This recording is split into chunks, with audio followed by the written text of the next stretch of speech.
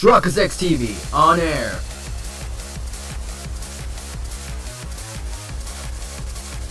We are now live in 3, 2, 1. Welcome back to another exciting episode of Phoenix Wright, Ace Attorney, Spirit of Justice. In the previous episode, we completed a very short episode of Investigation Day 1, where we talked to Larry Butts on what happened at the scene of crime and all that stuff. If you're hyped for today's episode, make sure to like button and your sports really appreciate the channel as we are in court. September 22nd, 8:45 a.m. District Court, Defendant Lobby number 3. Good morning, Mr. Wright. Good morning, Ellen. I see you're still wearing your wedding gown. And I will continue to wear it until our marriage is saved. Oh, Soren!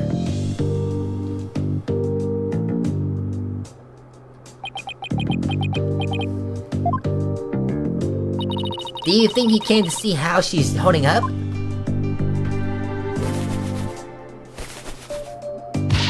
Soren, my love, you came all the way to the courthouse just to see me? Oh, Soren, I don't know what to say. Blueprints. Huh? The engine blueprints. I can't find them. Do you know where they are? Oh, they're in your room. Third shelf from the bottom on the right-hand side. That's just sad. Ah, I see. That's just sad. He's leaving already? Don't tell me he just came to ask about some stupid blueprints. Is he really that cold of a person, or is it just how he comes off? I wonder. What about me, Soren? That's just sad. Ellen. He's back. Come home soon. I'm lost without you.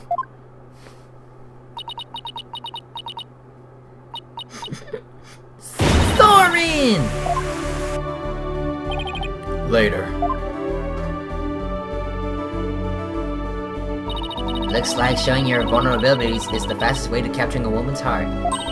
You should take notes on this, Nick. Please leave me out of this. Anyway, it looks like Soren isn't big on words, but it's clear that he cares about Ellen. Knowing that, I actually feel kind of relieved.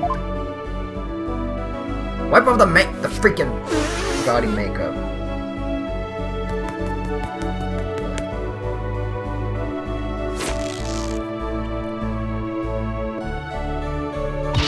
Mr. Wright, I just absolutely can't be found guilty. You hear? Don't worry. Don't worry. I'm going to do everything I can to prove your innocence. Thank you, Mr. Wright. The trial is about to start, sir. Edgeworth?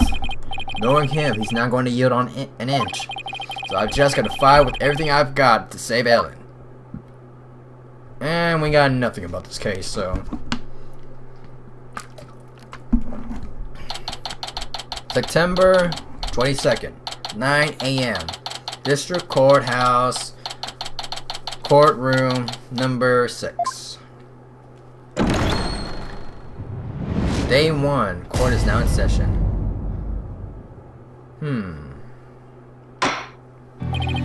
Court is now in session for the trial of Ellen Wyatt. Defense is ready, Your Honor. The prosecution has been ready for a while, Your Honor. Seeing so many familiar faces gathered together like this, I feel as though I'm at a grand reunion. It makes me want to go out for dinner and drink and reminisce with all of you. Oh, that sounds like a great idea. I was dying for a real burger the whole time I was away. We could make it a welcome back party for Maya. How about it, Edgeworth? I have no intention of cavorting with my enemies. Now then, Your Honor, let us start this trial at once. Oh-ho! Still not one for light-hearted banter, are you, Mr. Edgeworth? Jokes and good humor are beyond worthless in a court of law. Guess we'll just have to have the party without him then. However, Wyatt, after the conclusion of this trial, I might consider joining you for your little welcome back party. I certainly wouldn't mind an invite at the very least. He's still as emotionally constipated as ever, I see. Now then, Mr. Edward, if you could please go over the details of this case for us. The victim was Dumas Bloomsbury, a servant in the Sprocket household. He was in attendance at the wedding reception that occurred from 7 p.m. to 10 p.m. Mr. Bloomsbury apparently felt some animosity toward Ellen Wyatt, and so, a bit after the reception ended at 10 p.m., he assaulted Miss Wyatt with the intent to kill her. The defendant fought back and ended up killing Mr. Bloomsbury.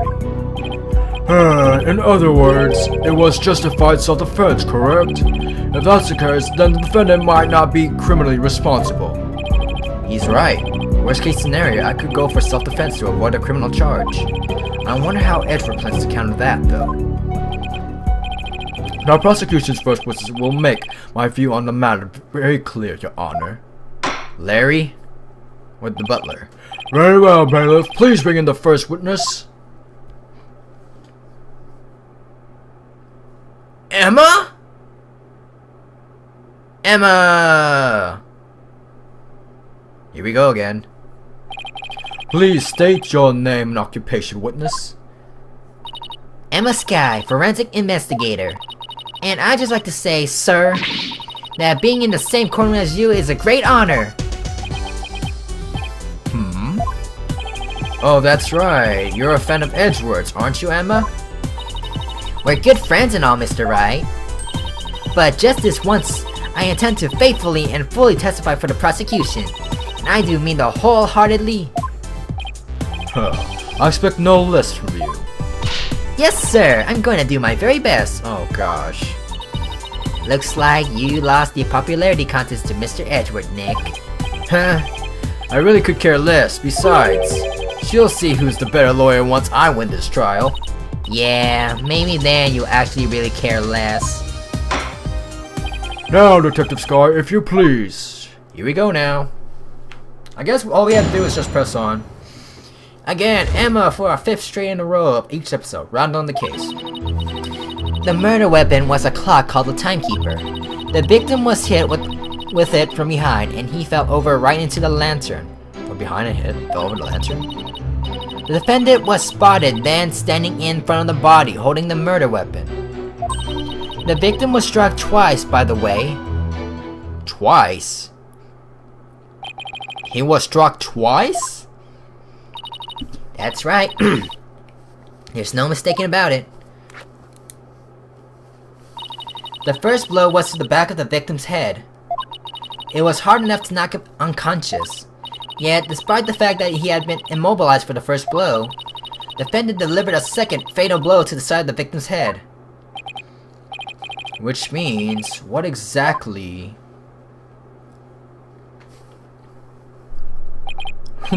I figured it would go right over your head. Let's put it this way. By striking the victim a second time, the defendant killed her last chance to escape from any criminal wrongdoing. She did? But how, Mr. Edgeworth?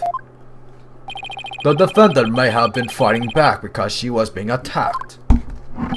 However, she then went on to deliver a fatal blow to a man who was already fully unconscious. So self-defense? No. Basically, he's stating that it's not self-defense if the guy's unconscious. I don't feel so well. And thus, Mr. Wright has justified self-defense being removed from the table. The prosecution attempts to prove that the defendant killed the victim with murderous intent. Allow me to belatedly submit the victim's autopsy report. And there he goes! So that's why he was acting all smug. Well, more smug than usual. It's fine, right? It's not like we're going to plead self-defense anyway, right? Right, but now the judge has a negative impression of Ellen.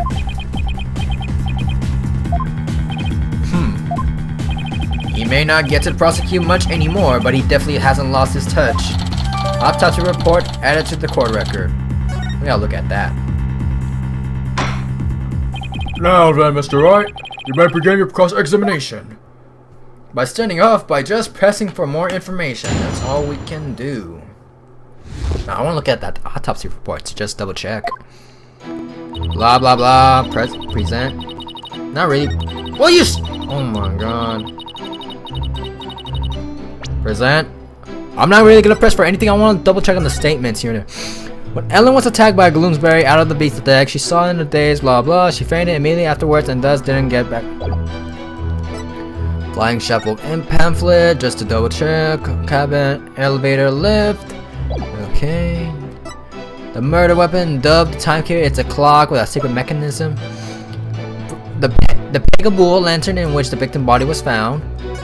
The body. How we see it. The note, grab Ellen when convenient, then send her off from the beast deck. Device that uses dry ice that emits power. Large amount of dry ice were placed in the fog machine during reception. That is nothing important. Photo of the reception hall is obscured in the thick fog. Let's review it. All I can say was just review it. The drawing. Photo of the hold. Bloomsbury head shows signs hit twice. The cause of death, 10 p.m. to 1 a.m. Did he say the... Or was it the wedding reception? I don't know. Cause of death, cerebral hemorrhage from a strong blow to the head. One contusion was found in the back of the head and one on the side. The blows were caused by the same weapon.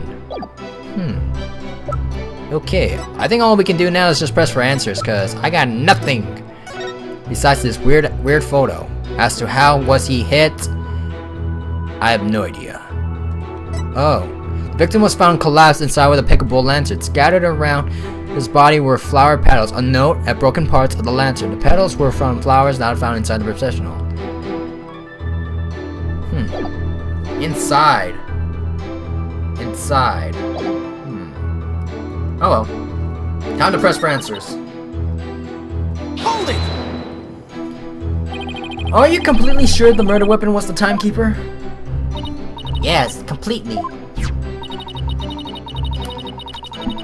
The shape of the injury in the victim's head matches up with the timekeeper. And it's definitely heavy enough to kill someone with. But would the defendant have been able to pick up and swing something so heavy? I tried it myself and I was able to lift it up just fine.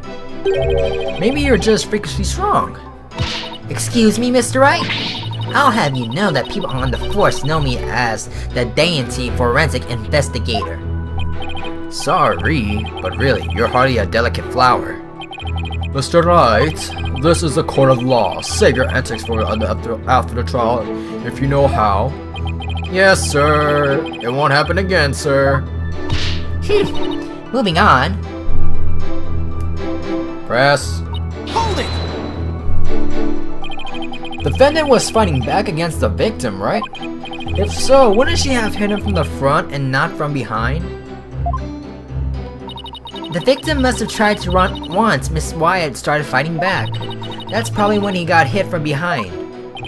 I see, thus the blow to the back of the head. The defendant must have looked awfully scary when she was brandishing that clock. I don't know about that. Regardless of how scary Ellen looked, the victim was definitely hit from behind. So we gotta show the photo then. Yes, of course, please do. So it was the bull, the Peekaboo. Right? Defendant was spotted, then standing. Defendant was spotted, and then standing in front of the body with the murder weapon. Hold it! But that's only because she was so panicked when she found the body. That's she tried to use the timekeeper to go back in time. Objection! Mr. Wright, Do you have any idea how absurd you sound? But Miss Wyatt really believes she could time travel through that clock. you really should have come with a more credible story, you know. Yes, I agree. Me three, but it's all I've got to go on. Anyway, under circumstances, the only conclusion we draw is that the defendant killed the victim.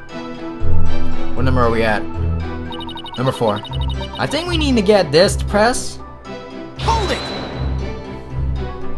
Miss Wyatt must have had a chance to escape after she struck the victim first time. So why would she stick around and hit him with such heavy object again? Well, about that, Allow me to explain. Why did she strike him again? Indeed, to finish off the victim, of course.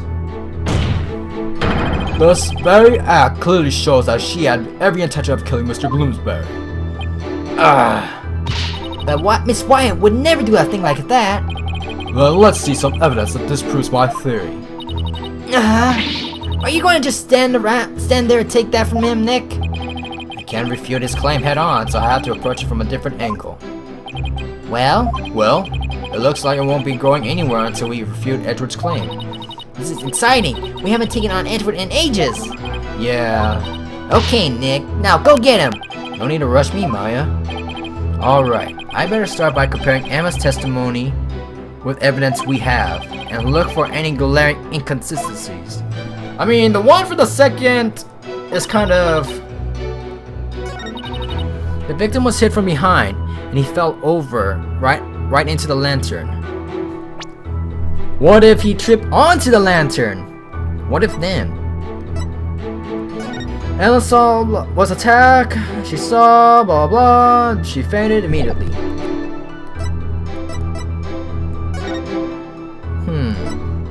Whoa, what is this? Love is always in the air of the Flying Chapel, the only wedding venue sure to make sure your dreams take flight. After the ceremony out of the Visa Deck, Sprocket Aviation Majestic Peg and Move mascots will light up the happy couple from both sides of the sweetheart table. Aww. It's a clog with a secret mechanism. Pegable, which the volume was found.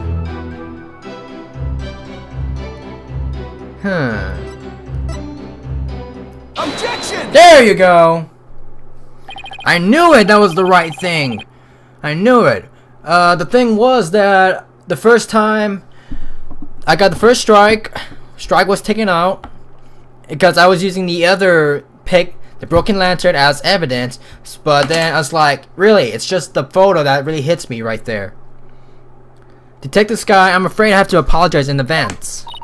For what? For embarrassing you in front of your idol. What do you mean? If you take a look at this photo of the crime scene, you'll see that the victim is lying on his back. But if the victim had been hit from behind as you claim, then he should have fallen over into the lantern face down. Ah! It's not enough to simply take someone's side, Detective Sky, even if it's for Mr. Edgeworth. Oh.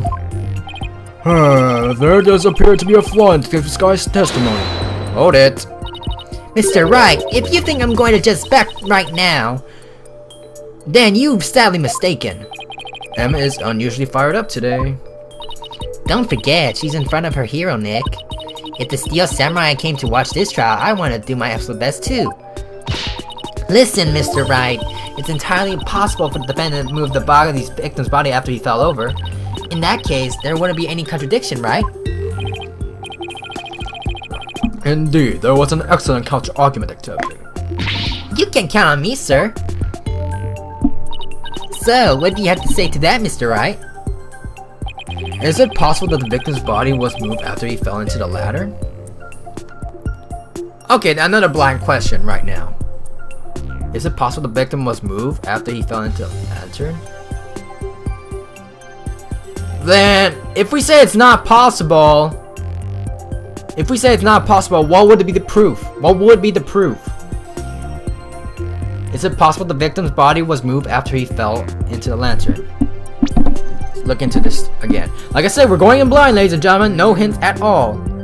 It's entirely possible that the defendant moved the victim's body after he fell over. In that case, there wouldn't be any contradictions, right? Let's look over this to make sure. What any case would he want the body to be moved? I would say it's just the entire thing that he fell.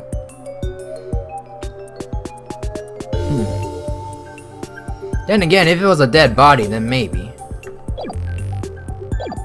I really have no idea. Either way, we're gonna get a strike for this, but we have to show evidence for that. Is it possible the victim's body was moved after he fell into the lantern? And then if so, what would contradict that?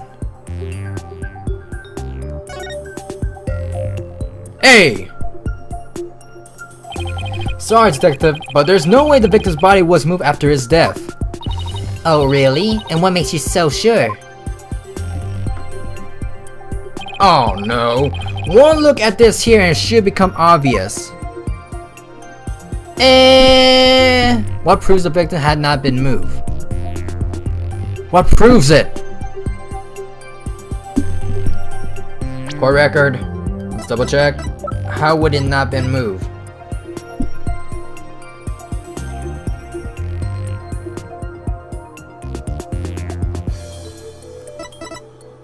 How would it not be moved? In which the victim's body was found.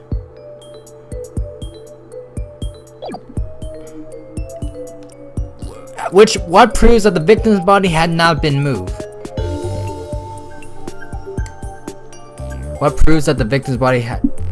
What proves it? What proves it? What proves it? What proves it? What proves it? Okay, we have the right idea that it should not be moved, but what is it entirely? Is it the entire bull thing? Or...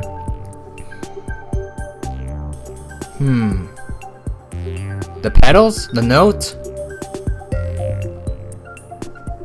Yo, I got nothing right now. We just might have to look it up. Okay, I'm gonna make a big old guess right now, because I'll make a big guess. Take that! Guess time. Guess time. I'm gonna look it up. I'm gonna look it up. I got nothing. I clearly got nothing. Clearly got nothing right now. I was doing good so far, but now I got nothing. What exactly are we looking for? Consult? No, not yet. Okay, let's see. Let me look it up. Let me look it up. Spoiler free. This should be it. DLC. Trial. Vote of the victim.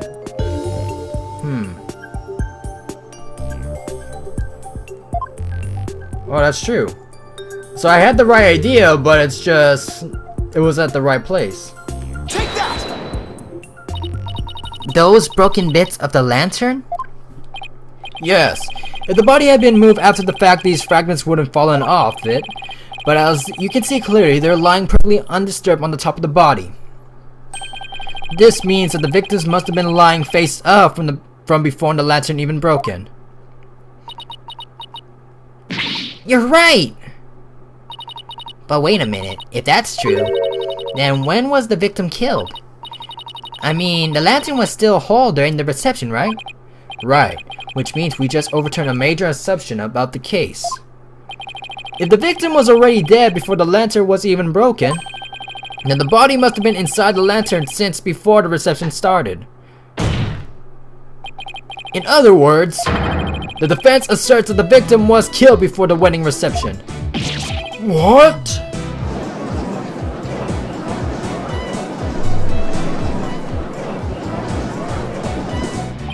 In short, when Miss Wyatt was seen standing in front of the body after the reception, it wasn't the moment just after the murder was committed. It was the moment she happened to discover the body, just as Miss Wyatt claims. It's not processing. Objection! My head's not processing. Whether the act was committed before or after the reception is entirely inconsequential. After all, it was the defendant who prepared the reception hall for the event in question. Therefore, when the murder occurred, changes nothing with regard to her guilt. She could have killed the victim before the reception as you claim, and then try to hide his body in the lantern after the event ended. Objection! Sorry, but that doesn't make any sense. I mean, where would the body have been hidden during the reception in your scenario? Let's... Even you have to admit, Mr. Edgeworth, that this has opened up a new possibility. Do explain, Mr. I. Wait a minute! Where's the costume that we had? What the heck? Well, if Miss Wyatt didn't commit the crime in the reception hall, then that means someone, somewhere, put the victim's body into the lantern. I suppose that makes sense. A dead body couldn't have put it there itself in there.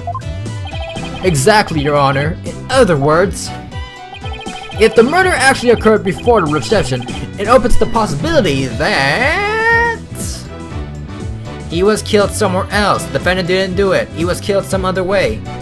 He was killed somewhere else. If the murder actually occurred before the reception, it opens the possibility that he was killed somewhere else? Yes! If the body was hidden inside the lantern, then it's possible that the body was moved along with it from somewhere else. Oh, you're right. You can run that mouth of yours all you want. But do you have any evidence to support what's coming out of it, Mr. Wright? Of course I do. I think the answer lies in the piece of evidence and in something. And that was left at the crime scene that will point us to where the victim was really killed. That was left at the crime scene that will point us where the victim was really killed.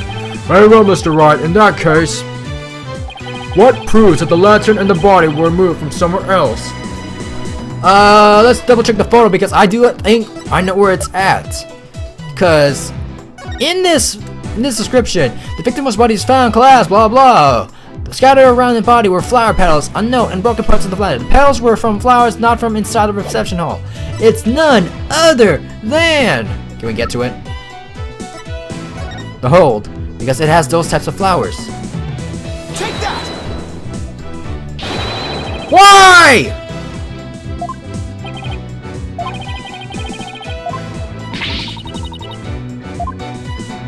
Ah, come on! I thought I had the idea! Because of the freaking petals! Wait, maybe it's the other photo that contains the photos. What proves that the lantern and the body were moved from somewhere else? Take that! It was the other one! The photo of the victim again? Yes. I'd like to focus on the thing right here. Doesn't matter which petal? Take that! Doesn't matter which petal. Flower petals, Mr. Wright. As you can see, these petals are from a kind of flower that were not present in the reception hall. This means they must have been gotten into the lantern where it was somewhere else. And just where do you propose this somewhere else to be, Mr. Wright? I propose that this piece of evidence will tell us where the flower petals came from. And then we show the photo of the hold. Take that! Please take a look at the flowers in this picture of the hold. Notice how their petals are of the same shape as the petals in the crime scene photo. Oh, yes, I see. They do look to be from the same kind of flower. Objection!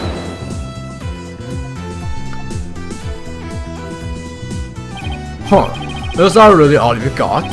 A flower is a flower is a flower. A flower is a flower is a flower? They're all the same. I would hardly call when you present a compelling evidence. I'm afraid I couldn't disagree with you more, Mr. Edgeworth. Huh? I gave a flower of this type to my lovely wife once when we were young. So I can assure you that this is very meaningful and compelling evidence indeed. The soundness of my judgment is this matter is backed by nothing less than pure love. But, Your Honor!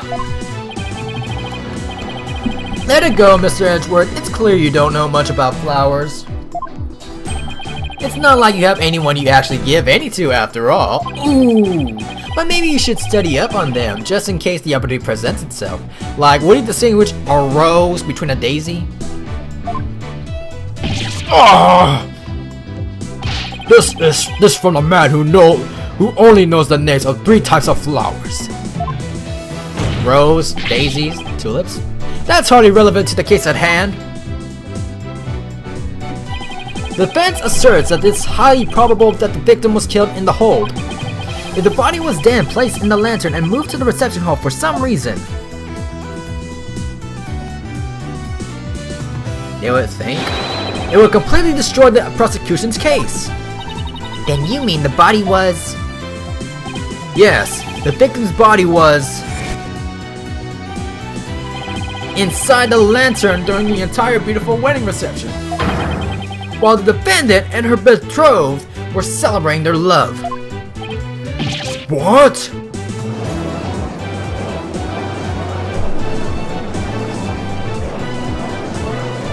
Objection!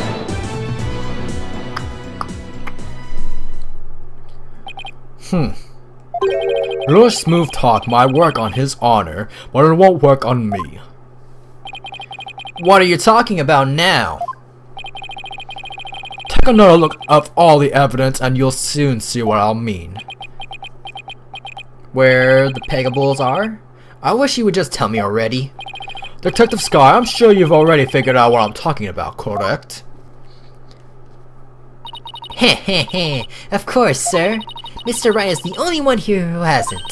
Why don't you leave this to me, Mr. Edgeworth? Very well, let's see what you can do. Detective Sky, please give your testimony to this court. Again? How much more do we have? How much time do we have? Let's see. First option, blah blah, cross-examination. The victim could not have been killed before the reception. The autopsy report states that the estimated time of death was after the reception. It was only 2. And that estimated time of death is correct. There's no way it could be wrong. What was the estimated time of death? It's clear Mr. Gloomsbury was killed after reception, and that completely contradicts your claim. I guess so. Tell me you took at least a cursory glance at the autopsy report, Mr. Wright. It appears you've grown rusty since our last outing. Well, I suggest you go back and brush up on the basics. Sure, though I must say you're as cocky as ever, Mr. Edgeworth. I beg your pardon? What are you trying to say, Mr. Wright? I'm just saying that I'll go back to basics if that's what Mr. Edgeworth wants. I'll prove how badly he underestimating me with a good old-fashioned cross-examination. Very well. Let's see you put your money where your mouth is, Mr. Wright. Ooh, let's go. There was something that was kind of pressing on right there. It's just the time of date, really. That's all we're gaining. The victim could not have been killed before the reception. That's what we claim. The autopsy report states the estimated time of death was after the reception. And that the estimated time of death is correct. There's no way... Hold it! I think we have to press on to that. Is it possible that the culprit did something to obscure the real time of death? No, not in this case. There was no snow or anything to keep the body from decomposing. And there's no fridge on that airship big enough to fit a body to it. So you've already checked into that, I see. It all comes down to the estimated time of death, doesn't it? Couldn't the killer mess with the victim's time of death by keeping the body on ice? Yeah, if they had the means to. The prosecution is treating the estimated time of death as an absolute. But is it really? I take it you don't think it is, huh, Nick? In that case, we're going to have to find a way to convince otherwise. Yeah, there's gotta be a way somehow. Let's press on for the other two. Hold it! You sound pretty certain. You must have some solid grounds for making that claim, right? Of course I do. And you're going to feel silly when I show you what they are. Ready? Feast your eyes on this. Is that an updated autopsy? Okay. Press. Hold it! I've read the autopsy report too, you know. Then you don't need me to explain it to you, right? How there's no way the victim could have been killed before the reception, I mean? Detective Sky, I think you've overlooked something big. I have? Why don't you take another look at the evidence? But I've already looked at all the evidence, and quite carefully too, I'll have you know. Detective Sky, do not be taken in by his verbal antics. He is simply bluffing as always. Right, sir. My only idea is that it's the ice machine that we had earlier. That's the only thing that sounds stupid enough to make me think. Large amount of dry ice were placed in the fog machine to produce a thick fog during reception.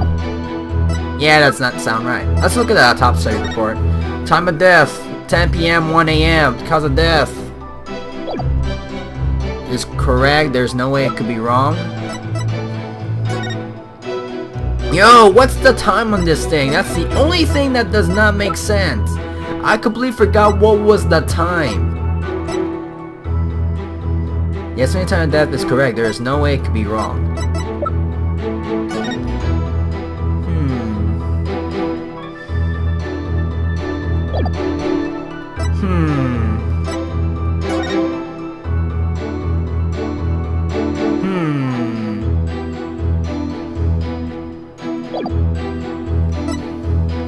I really got nothing, so we're gonna check back again. Because the only thing that makes sense is the ice machine. But that doesn't, the fog machine, which it carries ice, which does not make sense at all. Which really doesn't. So we gotta check it out real quick. Just like I said, this is really blind. There is nothing I can actually do about this case. It is! What the heck? Objection! What the heck? It was it! I admit the estimated time of death does contradict my theory. Finally, and that means your theory that the victim was killed before the reception. It is still entirely plausible. Huh? What makes you think that? The killer could have falsified the time of death by using a certain item in the reception hall. Please take a look at this. And what is that contraption, Mr. Wright? It's a fog machine, Your Honor, used to create a special romantic atmosphere in the hall. And this machine could have been used to falsify the time of death? Yes, Your Honor, because this machine uses dry ice to perform its magic. Dry ice? Ah, yes, the super cold stuff commonly used to make theoretical fog, right? I see, so you claim that its dry ice was used to keep the body cold. Oh. In that case, I guess the victim could have been killed before the reception. Maybe I could have added this to the previous episode, because I'm not quite sure for the time-wise, though. Order! Order in the court! Mr. Edward, what do you have to say for this? The victim was killed in the hold before the reception. The prosecution acknowledged the possibility of that claim. Hold up, there's something in here I'll double check right up, hold up, be right back. Okay, back at it again. Now we're getting somewhere. The prosecution would also like to thank you, Mr. Wright. Huh? For what? I didn't know how a certain piece of evidence fit into this case. But now, thanks to you, I do. What piece of evidence? To get into hold, one needs a key card like this one. Eh? I didn't look at this.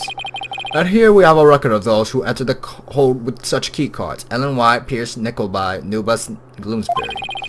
The times aren't specified, but these are the last 3 entries on the day of the murder.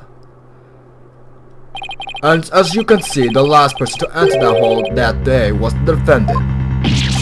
What? So the one who moved the body out of the hold must have been... That's right, it was none other than the defendant. I mean, I'm going by this voice just by the way he was saying objection left and right. Hey Nick, take a look at this entry record. There are a couple of other names on here too besides Ellen's. Hey, you're right. According to the entry record, Mr. Edgeworth, Pierce Nicody had also gone into the hold. Isn't it possible that he could have been the culprit? Objection! Objection! Sorry, but Mr. Nicody was escorting a few of the guests at the time.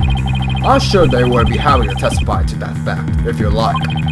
Think me cocky all you like, Mr. Wright, but my confidence is rarely misplaced. Now then, it's probably safe to assume that after killing the victim in the hold, the defendant moved his body to Hall in order to dispose of it discreetly. What do you mean by discreetly? The defendant volunteered to take care of the reception's cleanup personally. That means she would have had the chance to dispose of anything in any way she wanted, including taking the lantern off the airship without raising any suspicion. Don't tell me you didn't know about Miss Wyatt's volunteering for cleanup duty, Mr. Wright. Oh yeah, she did say that.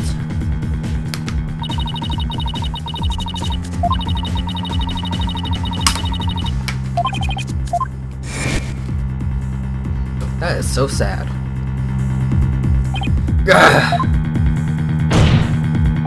Look at you, sweating buckets like a rookie, even after all these years, nevertheless. Thank you for proving that the only person who could have killed the victim in this hole is Ellen Wyatt. Ah! Great job, Phoenix. Now we're back to square one. Huh. Perhaps you should ask Miss Sykes for some help in reviewing the fence for dummies.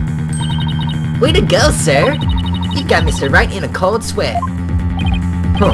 I wonder if maybe the promise of seeing that miserable look on his face is what brought me back to court today. It certainly made all my stress and woes as cheap as you just melt away. I guess he had a lot of stress built up. I'll give him something to stress over before we're through today. Your Honor, the prosecution asks that you render your verdict at this time. Oh my god. Before that man over there tries to throw the court into chaos with his meaningless bluffs. I see, Mr. Wright. Are there any last meaningful bluffs you'd like to present to this court? Why does he have to assume it'll be a bluff? Nick, hurry up and throw a good one out there. I will. But what? I got nothing. Well, alright then. Let's see. I've got it. I got none. How do you know it was Miss Wyatt who used her keycard? After all, if it turns out that nobody else used her keycard, it would mean Miss Wyatt didn't do it. Interesting. And are you able to prove this bluff to be true? I assure you, I'm not bluffing, Your Honor. Well, now what? Wait a minute, Nick. I can think of a certain somebody who might have used Ellen's keycard. You can? Remember? The one who was sneaking around the hole in spite of not being a family member. Oh, that's right. Your Honor, the defense would like to call a certain witness to the stand. I need a testimony of this person who may have entered the hole with Miss Wyatt's card. Present. Take that. Take that! That's your witness? Are you saying that that numbskull was on the airship? He never breathed a word about that to me. That's not surprising because Mr. Nicody told him to keep quiet about it. But Mr. Butts himself admitted to me. He claimed to have found a way to sneak into the Flying Chapel's hold to see Miss Wyatt. This photo he took and gave me is proof. Then was it he who moved the lantern with the body inside the reception hall? You know as well as I that with him, anything is possible. And this is one possibility we should definitely look into. I can't believe this. What in the world is he doing mixed up in this? Come on, Mr. Edgeworth. Remember what we've been saying since elementary school? When something smells, it's usually the butts. Exactly! That Larry, he'll pay for this. Well, if you want to extract your payment now, he's right up there in the gallery. Yikes! Bailiff, seize the witness before he makes a run for it. No! Why does this stuff always happen to me? Sorry, Larry, but you brought this on yourself. Let us break for a 15-minute recess. Then maybe I could have added this to the previous episode. Yeah, we're gonna do that. With that, we'll be ending today's episode right here. I'm just gonna cut it to the other one. Make sure to like button, comment, support. If you're new, please click subscribe and subscribe to TV, and I'm signing out.